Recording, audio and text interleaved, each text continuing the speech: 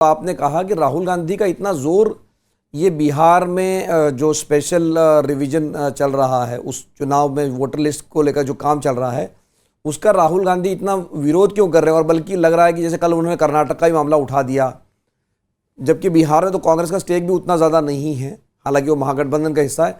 लेकिन ये चुनाव आयोग से जो राहुल गांधी ने लड़ाई छेड़ी है, खास करके महाराष्ट्र चुनाव के बाद में, कि चुनाव चोरी हो गया, चुनाव चोरी हो गया, तो ये इतनी बड़ी संस्था पर, जो संवैधानिक संस्था है, उस पर वो क्यों सवाल उठा रहे हैं, उससे क्यों टकराना चाहते हैं? देखिए, राहुल गांधी को ये लगता है कि जब उन्होंने महाराष्ट्र को लेकर सवाल खड़े किए थे तो उस वक्त फिर उसके बाद उनको कुछ डाटा दिए गए। उस डाटा के बाद उन्होंने एक प्रेस कॉन्फ्रेंस की कॉन्स्टिट्यूशन क्लब में, जिसमें सुप्रिया सुले, संजय राउत भी साथ में थे, और कहा कि देखिए इतनी जो वोट है वो ऐड की गई बिटवीन विधानसभा एंड लोकसभा।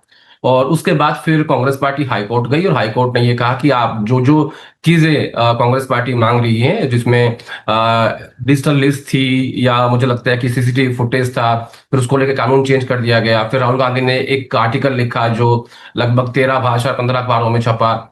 और उसके बाद राहुल गांधी को ये उम्मीद थी कि शायद चुनाव आयोग जो है विपक्ष के साथ एक सहयोग करेगा और कुछ बेहतर।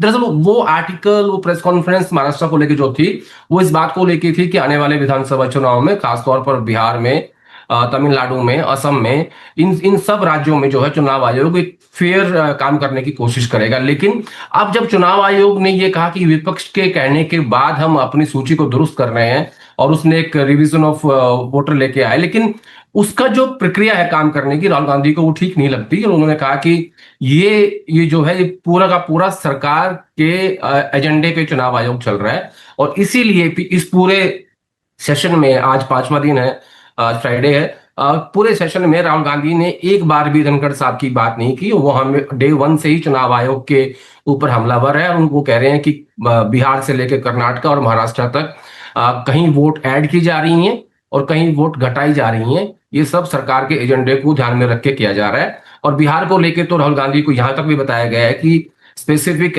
एससी, एसटी, ओबीसी और माइनॉरिटीज के वोट काटे जा रहे हैं, ताकि कांग्रेस और उनके अलायंस और खासतौर पर इंडिया गठबंधन के वोट कटें। तो ये उनके पास एक फीडबैक है, इसीलिए वो जानबूझ के और एक स्ट्रेटेजी के तहत चुनाव आयोग को कटघरे में खड़ा कर रहे हैं। दरअसल वो एक परसेप्शन क्रिएट करना चाहते हैं कि बीजेपी फेयर इलेक्शन नहीं जीत सकती। बीजेपी जो है वो चीटिंग करके, यानी वोटों को जोड़ के, वोटों को घटा के चुनाव आयोग की मदद से चुनाव जीतती है। इसीलिए उन्होंने कहा कि महाराष्ट्र में और इस देश में चुनाव जो है वो चोरी हो रहे हैं।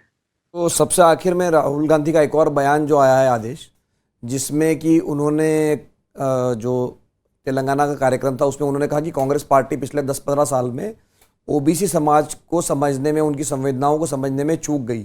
हमने महिलाओं का ध्यान रखा, अल्पसंख्यकों का रखा, दलितों का रखा, आदिवासियों का रखा, लेकिन ओबीसी को समझने में, उनकी ज़रूरतों को समझने में हम चूक गए।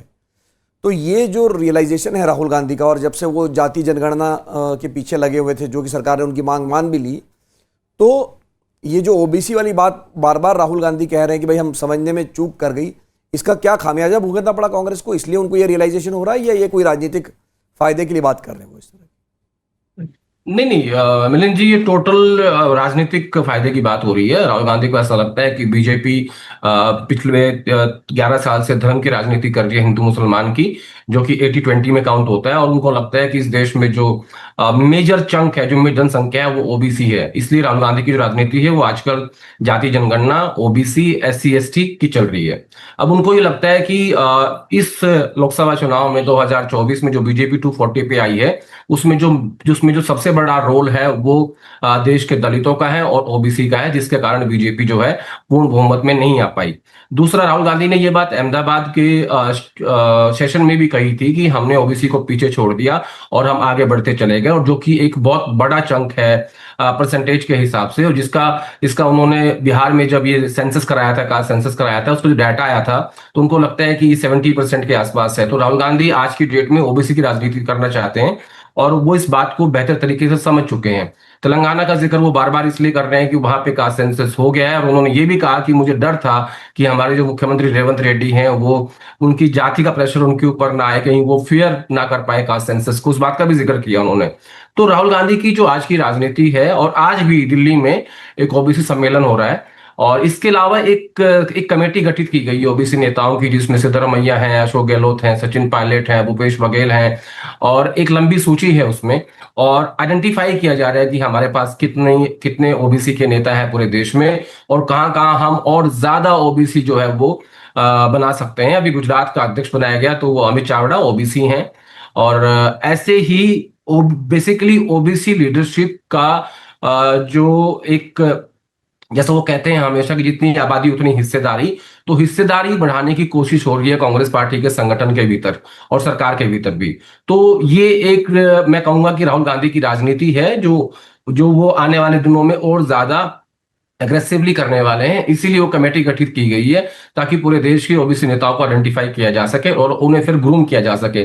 आप आजकल देखेंगे कि ज्यादा सचिन पायलट और भूपेश बघेल ज्यादा प्रेस कॉन्फ्रेंस करते हैं जब भी कोई ऐसी बात आती है ओबीसी को लेके, या सरकार की तरफ से जो भी जाति जनगणना को लेके बात आती है। तो वो एक सोची समझी रणनीति है, स्ट्रैटेजी है राहुल गांधी की, कि वो आने वाले दिनों में और ज्यादा ओबीसी की राजनीति करने वाले हैं।